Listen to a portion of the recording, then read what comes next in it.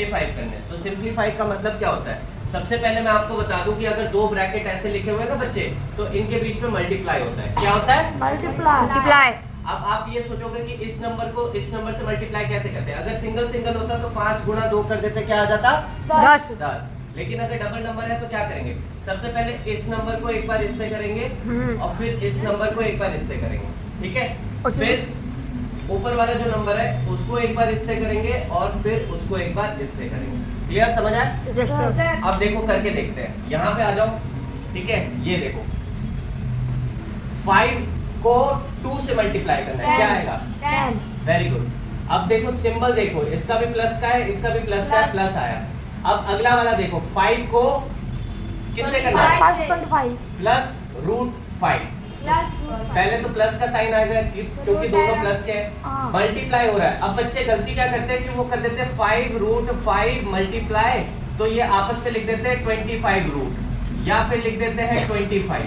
तो ये बच्चों दोनों ही आंसर गलत है। कभी भी किसी ने ऐसा देखा कि अगर आपके पास एक हाथ में 4 बिस्किट है और दूसरे हाथ में 4 टॉफी है, तो आप ये बोल सकते हो कि मेरे पास 8 बिस्किट या 8 टॉफी है? नहीं बोल सकते ना। आप यही बोलोगे कि 4 बिस्किट के पैकेट है और 4 टॉफी है ना? तो सेम इन दोनों की कैटेगरी जो है ना अलग अलग है, इसलिए इन दोनों को सेम नहीं लिख सकते, हमें ऐसे ही बताना पड़ेगा।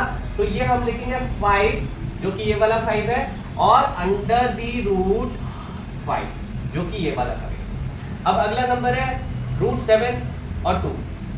इसको भी मल्टीप्लाई करेंगे तो रूट 7 और 2 मल्टीप्लाई होगा। जो बड़ा नंबर होगा, जो बिना रूट के होगा, वो बाहर आ जाएगा, रूट वाला उसके साथ लग जाएगा, ठीक है? इसके बाद रूट 7 और रूट 5, हाँ इसको मल्टीप्लाई कर सकते हो। अगर आप रूट 7 रूट 5 को मल्टीप्लाई करते हो तो 5 और 7 को मल्टीप्लाई कर दो 35 और रूट का रूट लग जाएगा। अब देखो दोनों में डिफरेंस ये था, यहाँ पे एक नंबर होल नहीं था, दोनों ही रूट के थे, तो इजीली मल्टीप्लाई हो गए। अगर एक भी होल नंबर होता या रूट का नहीं होता तो वो मल्टीप्लाई नहीं होता। समझ आया? ऐसे इसको देखो, इस पे ये फॉर्मूला लगा हुआ है a प्लस बी और a माइनस बी, ठीक है, is equal to a square plus a square minus b square.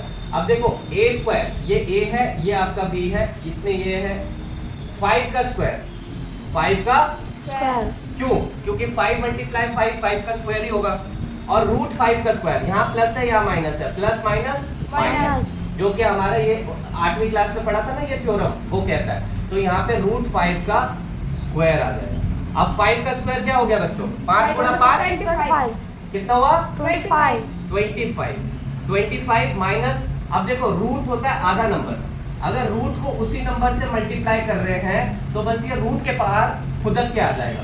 क्या होगा? रूट के बाहर फुदक के आ जाएगा। अगर सेम रूट 2 को रूट 2 से मल्टीप्लाई कर रहे होते तो ये 2 आ जाता। ऐसे ही सेम रूट 4 को रूट 4 से मल्टीप्लाई कर रहे होते तो ये 4 आ जाता।